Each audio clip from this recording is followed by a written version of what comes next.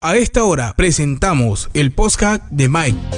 Porque aprender no tiene por qué ser aburrido y divertirse no debe ser irrespetuoso. Un programa que habla sobre diversos temas de interés de la vida, del espacio y del tiempo, donde podemos aprender, esperemos, de forma divertida. Bajo la conducción del magíster Michael Fuenmayor, todos los miércoles desde las 6 p.m, sin guión, espontáneo, y esperemos contar con interacciones online por este medio de Radio La Cariñosa. Les invitamos a no perdérselo.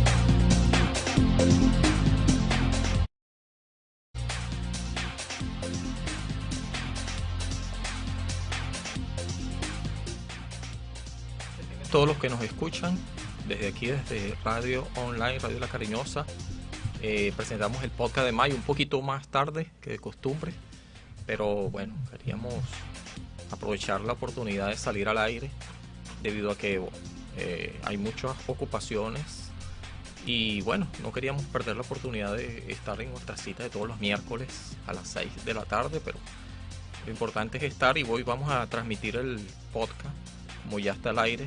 Ya es un hecho, y vamos a hablar del tema que ya estaba anunciado. Espero que esté muy bien donde quiera que esté, y espero que pueda estar en sus actividades, escuchando.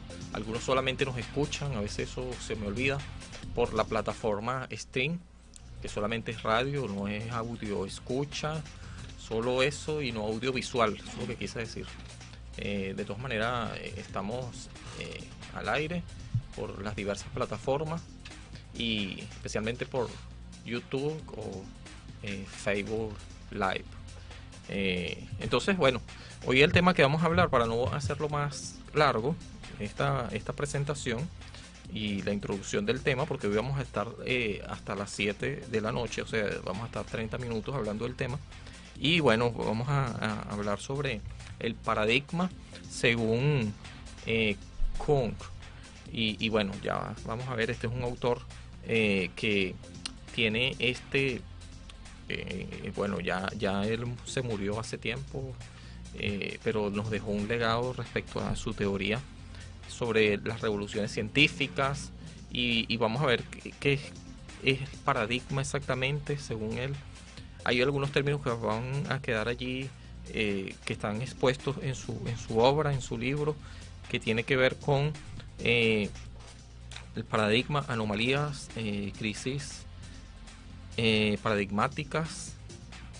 También hay otra, historia de la ciencia, lógica de la ciencia, metodología de la ciencia, y hay un término que se llama inconmensurabilidad, que tiene que ver con algún asunto que no es compatible completamente. Pero bueno, ya esos son algunos términos que vamos a ver, más tarde vamos a estar definiendo, y sobre todo vamos a ver cómo aplican, que eso es lo que queremos, ver cómo esto aplica y cuál es la idea general en la práctica de cómo yo puedo gestionarlo, ¿no? Esto tiene que ver con metodología, ¿no? Y la metodología ciertamente nos interesa a todos, es como una manera de ajustarse la cosmovisión, cómo vemos el mundo, cómo vemos nuestro entorno, y sobre todo cómo lo ve la comunidad científica, y después eso trasciende a toda la comunidad en general, ¿no? Cuando hablamos de paradigma, para ir definiendo, paradigma es todo lo que creemos que significa la realidad, exactamente eso, ¿no? Hay muchas otras definiciones, pero cómo concebimos el mundo, ¿no? Hay una forma de verlo y se generaliza.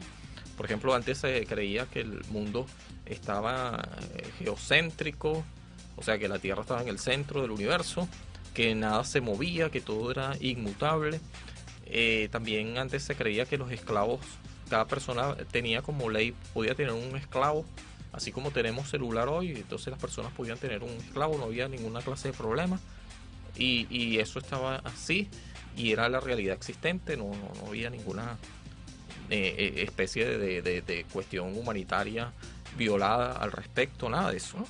Y así hay muchas cuestiones que se tenían como ciertas y que se tenían como la realidad evidente y hasta respaldada, pero que después fueron cayéndose porque a la medida que la madurez del conocimiento va trascendiendo o adelantándose, entonces se empieza a reflexionar en que en que esto no es justamente lo que debería estar ocurriendo, o por lo menos se reflexiona y empiezan a ocurrir derechos, en el caso de la esclavitud, reivindicados y bueno, ya no es sino ilegal y completamente inhumano ahora, ¿no?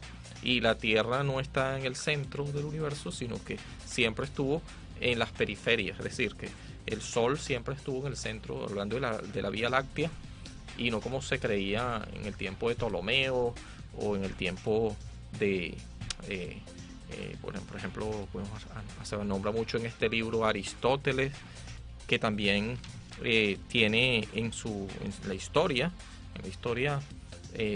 científica, si se quiere llamar así, o en este tiempo pseudociencia, ¿sí? Que pseudociencia es como lo que no responde a hechos científicos, por tanto no trasciende en el tiempo o puede que no prospere. Por ejemplo, en el tiempo de este Aristóteles, se creían muchas cosas, que las estrellas estaban fijas, ya se los dije, el sistema se caracterizaba como algo constante, fijo, la Tierra era el centro del universo, geocéntrica, que era lo que se creía genuinamente, que hay dos zonas diferentes y hay dos leyes distintas. Se creía que las órbitas eran circulares y no como se conocen ahora, ¿verdad? Que describen más bien una órbita elíptica, y así es, exactamente.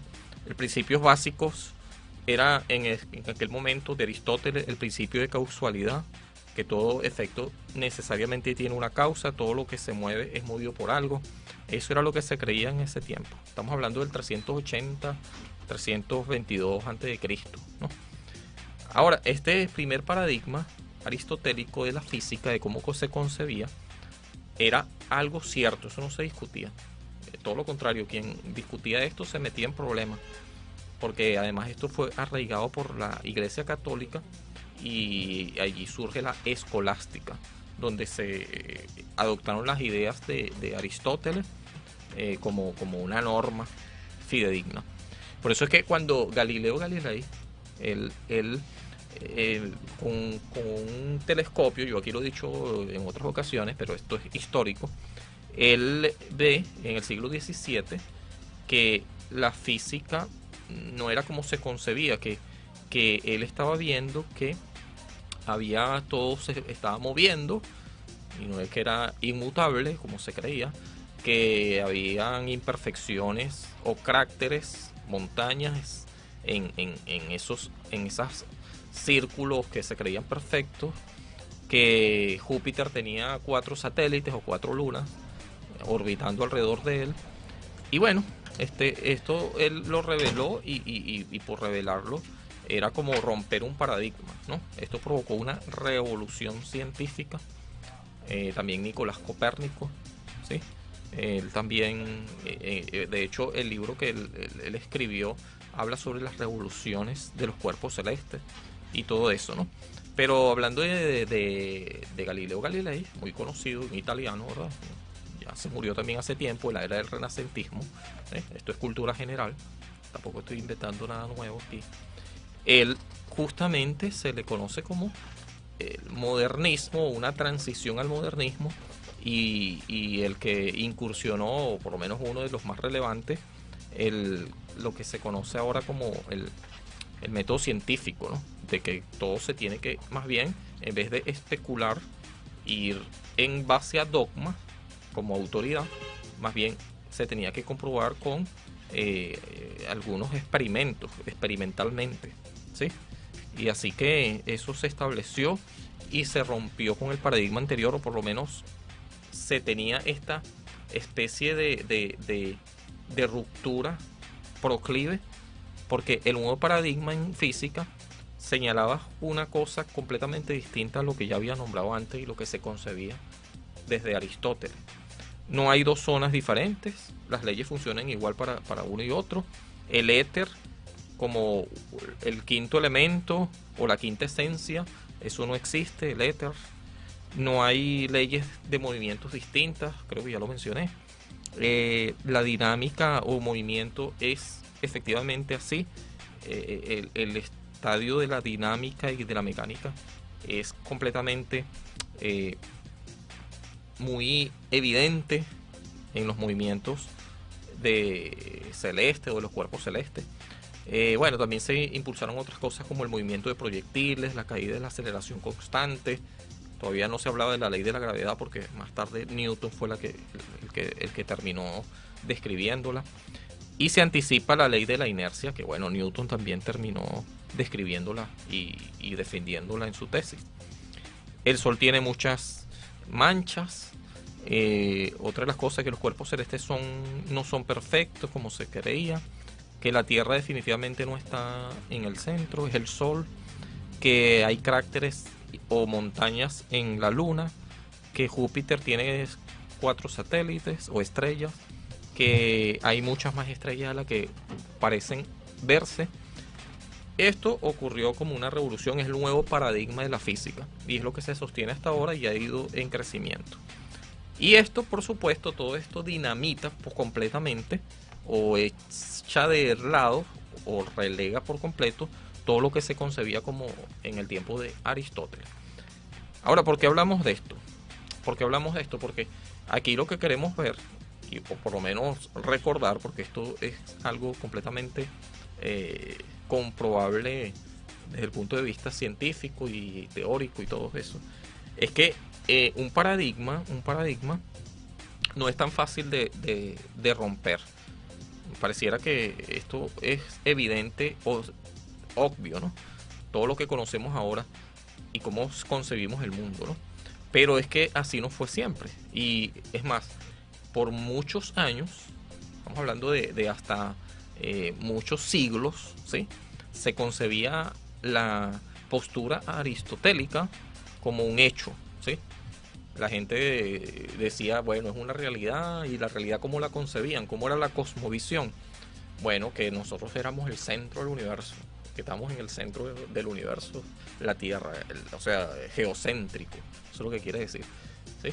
¿Qué más creía la gente? Bueno, si estamos en el centro del universo, entonces nosotros somos la máxima especie que hay en el universo entero, y bueno, eso por supuesto que deja una postura y permea la forma y actitud de la gente, ¿no?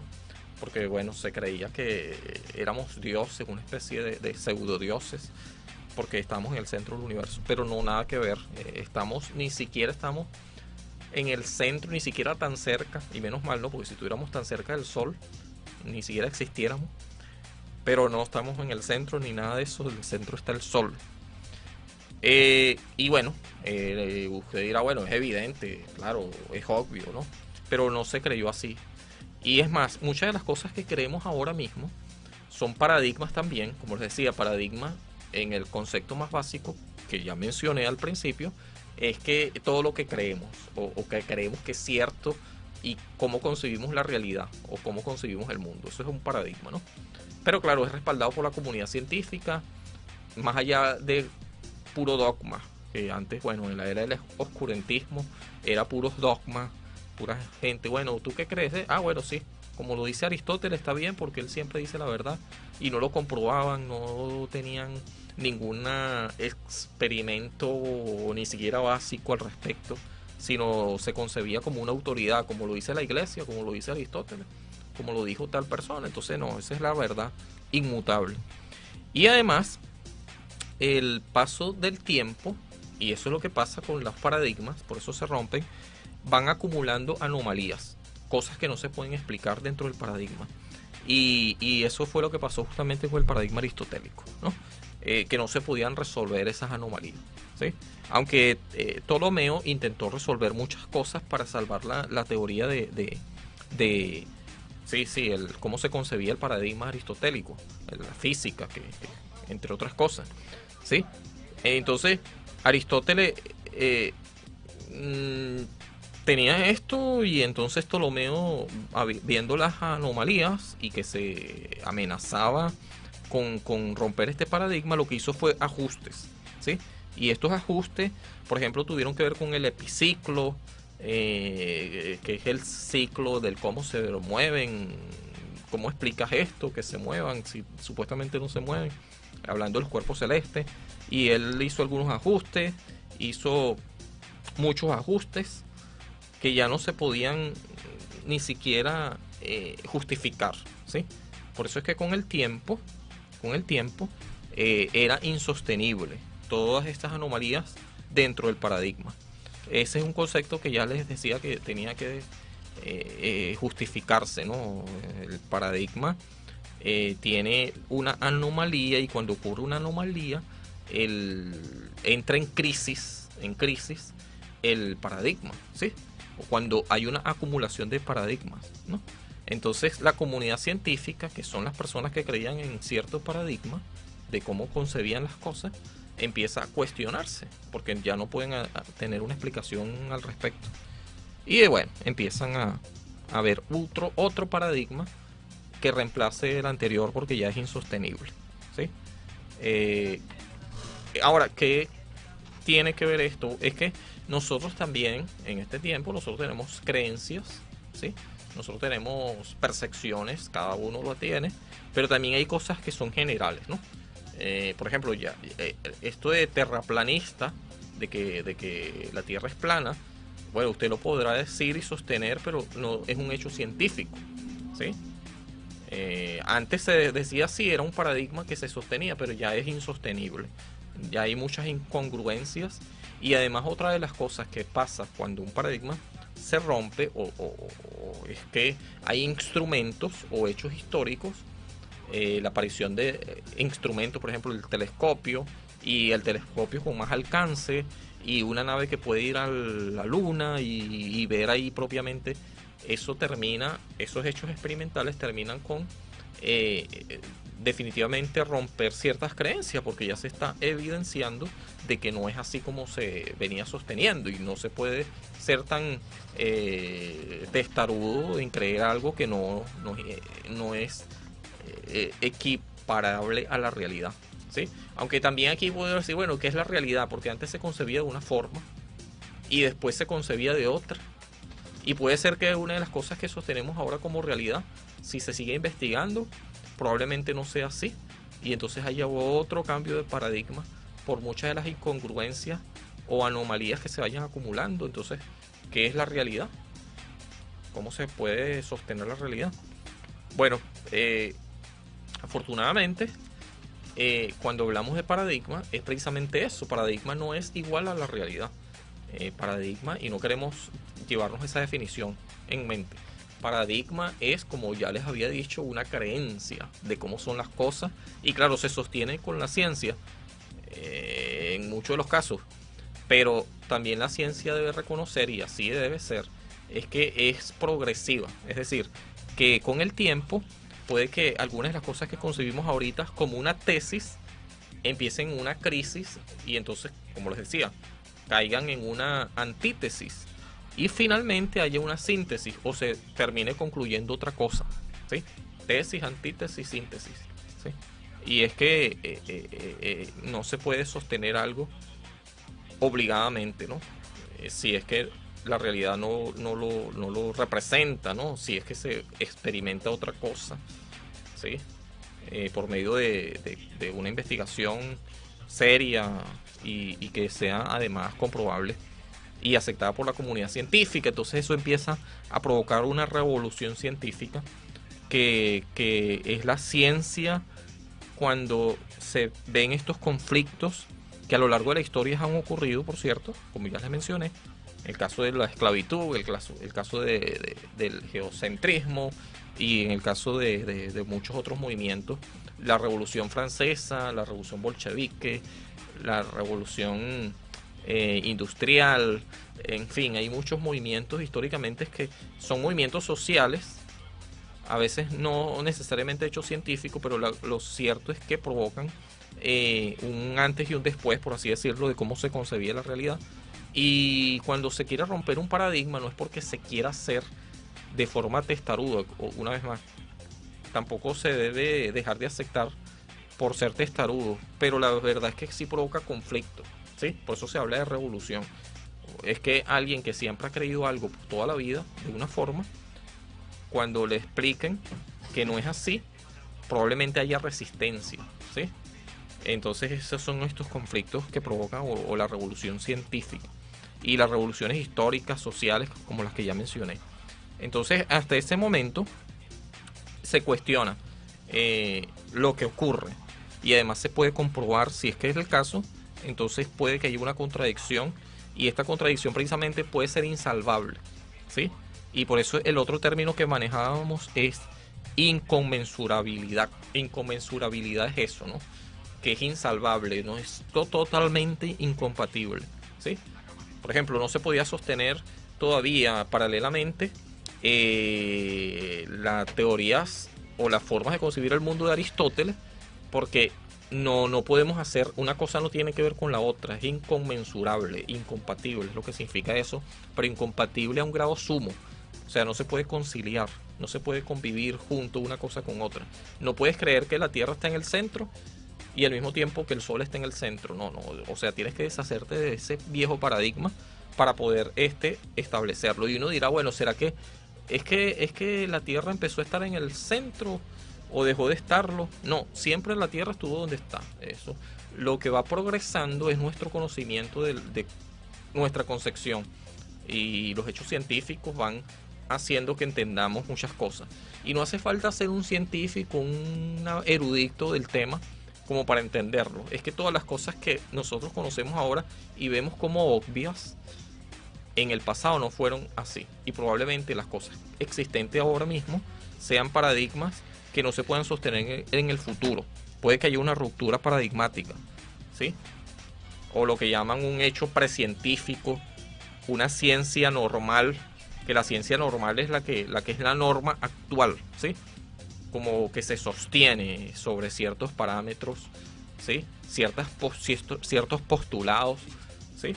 Pero que con el tiempo pueden deteriorarse o pueden falsearse, ¿sí?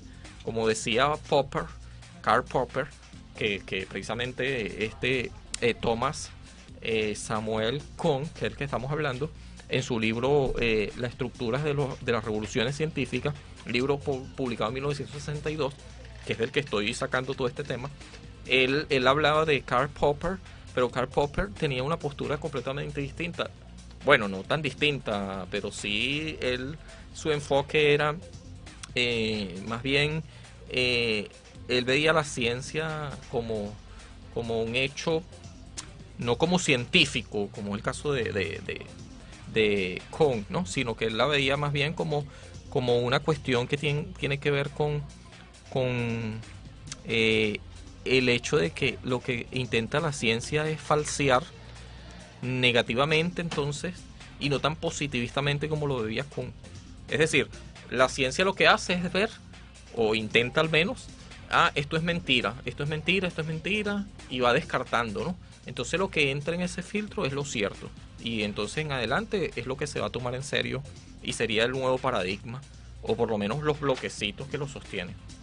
Eso quiere decir que según Kuhn, lo que estamos diciendo es que esto de que a hombros de gigante y que la ciencia es progresiva, lineal, es completamente falso, ¿no?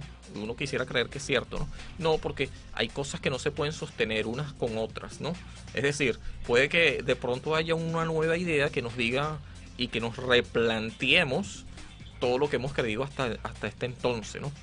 Porque eso tiene que ver con el progreso científico, pero también con la humildad, en el sentido de que hay que tener honradez intelectual para no sesgarse, como también hablaba Kuhn, y esto es un peligro de los científicos, de los investigadores y de todos en general, que uno puede sesgarse con estos heurísticos de sesgos cognitivos que aquí hemos hablado, de que bueno, yo voy a investigar, pero cualquier cosa que contradiga lo que yo tengo como hipótesis, yo le voy a echar tierra, lo voy a poner a un lado porque no quiero que esto desmonte lo que yo previamente creo, ¿no? Es decir, yo voy a tener este sesgo de confirmación. Yo voy a investigar, pero cualquier cosa que me contrarie a lo que yo quiero, yo lo voy a esconder, ¿no? ¿Por qué? Porque no me conviene, porque esto va a contradecir mi investigación y después me va a traer problemas y yo no quiero tener problemas. Entonces, lo que hace un verdadero investigador y una persona honrada, en realidad, es que no importa que lo que yo consiga no sea precisamente lo que yo quería conseguir, pero esa es la realidad y yo no la puedo ocultar. Quizás más bien yo deba admitir que estoy equivocado, eso sería lo honrado. Y entonces pasar a luz a nuevos tipos de conocimiento, ¿no? Eso fue precisamente lo que hicieron muchos de los científicos que preceden. Y esa tensión es esencial. Cuando hay esa tensión esencial que hablaba Kuhn en una conferencia que justamente tenía ese tema, la tensión esencial, que él dio en 1959, es que es esencial de que haya esta tensión o esta antítesis, ¿sí? Porque esto va a provocar nuevos conocimientos o una síntesis. Y bueno, no hay que dejarlo de un lado solamente por sostener un sesgo cognitivo, ¿sí? Así que bueno, aquí muchas cosas que decir en cuanto a Popper y Kuhn, en cuanto a la obra de Kuhn en general, por ejemplo, la estructura de las revoluciones científicas, que es la fuente donde yo también extraje algunas de estas cosas que hemos estado diciendo. Y otra cosa, la diferencia que hay entre estímulo y sensación. Esto tiene que ver que quizás no se trate de que esta gente estuvo completamente loca, no, para nada, sino se debe a un contexto histórico. Probablemente yo perciba los mismos estímulos y no tenga las mismas sensaciones. Es decir, yo investigue y vea cosas, pero en realidad los estímulos o como yo lo concibo es distinto, ¿sí? Entonces esto también crea que se vea una cosa de una forma u otra.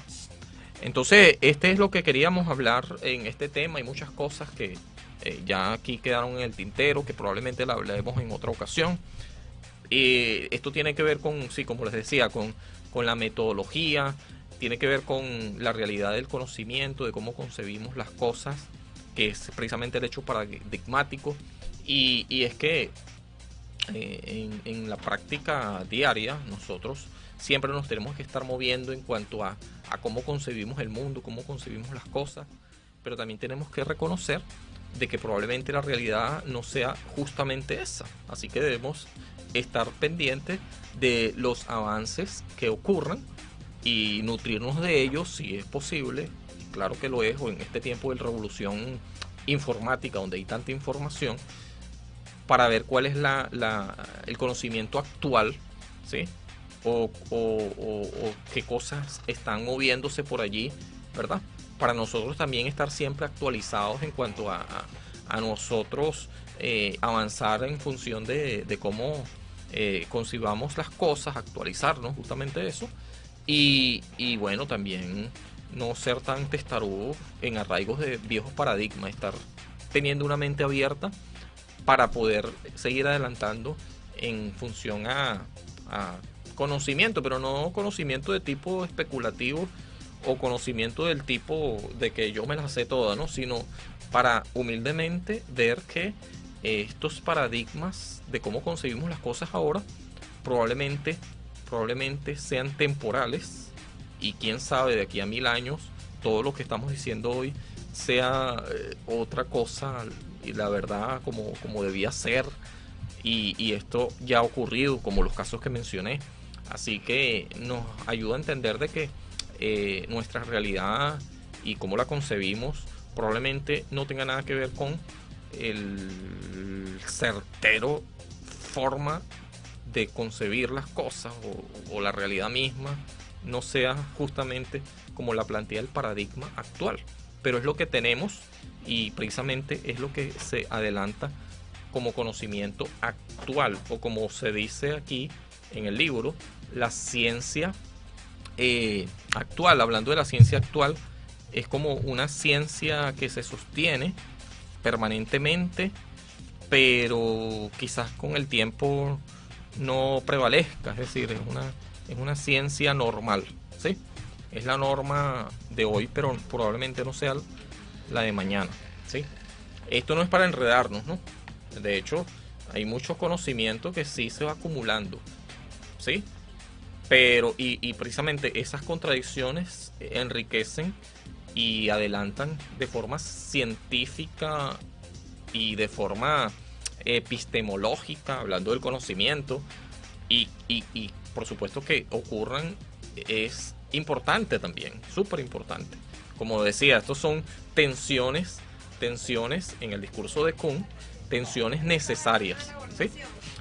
Pero bueno, hasta aquí vamos a dejar el tema por el momento.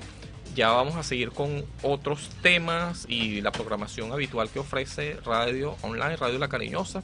Por el momento aquí termina el podcast de May. Esperemos que usted esté bien y haya asimilado este tema. Hay muchas cosas que se quedaron en el tintero y más con el corto tiempo que estuvimos aquí. Pero creo que es suficiente como para acercarnos a este tema importante, que es un paradigma según este personaje Kuhn, del que hemos estado hablando todo el rato, ¿no? Por el momento, gracias por vernos. Esperemos que siga bien, siga aquí en línea, escuchando la programación de Radio Online, Radio La Cariñosa. Y nos vemos el próximo miércoles. Chao, chao.